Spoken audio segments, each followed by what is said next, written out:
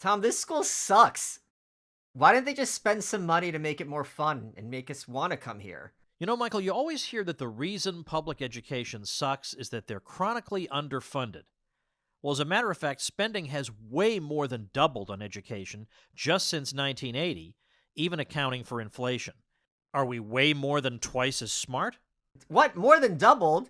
That's 3 times the amount. How much money are they spending exactly?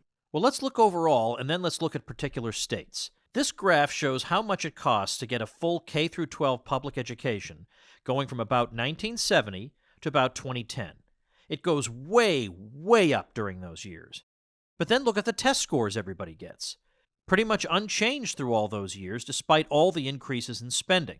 Or how about this? We look at particular states. We find that New York spends over $23,000 per student per year. The District of Columbia spends nearly $22,000 per student per year. Doesn't that seem excessive to you? Yeah, I get people say teachers need to be paid more, but you can't just write more on a paycheck. There needs to be some figure.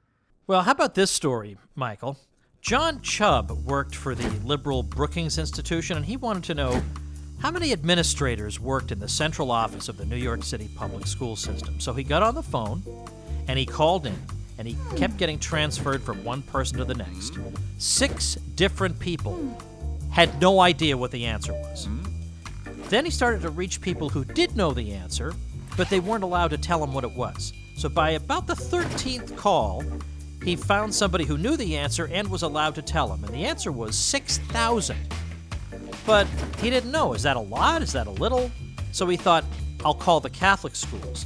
They educate 1/5 as many students, so they should have 1/5 the number of administrators.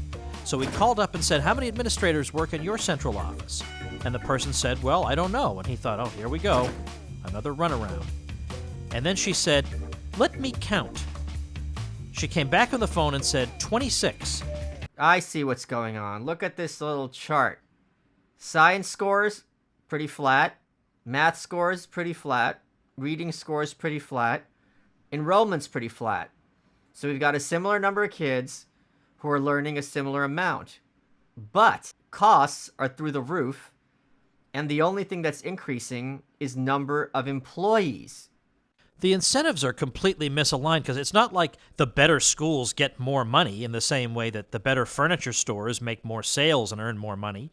It's the worse schools that make more demands for money and generally get that additional money. So the worse you are, the more money flows in. Who's going to expect a good result from that?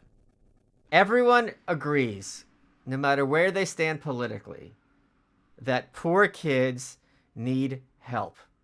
And as a result of this, money has been thrown at these poor districts at an extended rate for decades.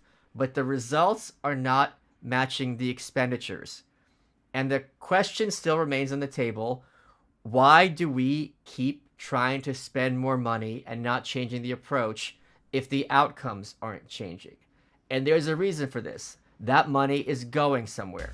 It's going into the hands of public sector unions, because they don't just represent educators who are there teaching kids, they also represent administrators. And the more administrators there are, the more money is in the pockets of these bureaucracies. Just like any bureaucracy in any sector, they are always going to want to have bigger budgets and more employees.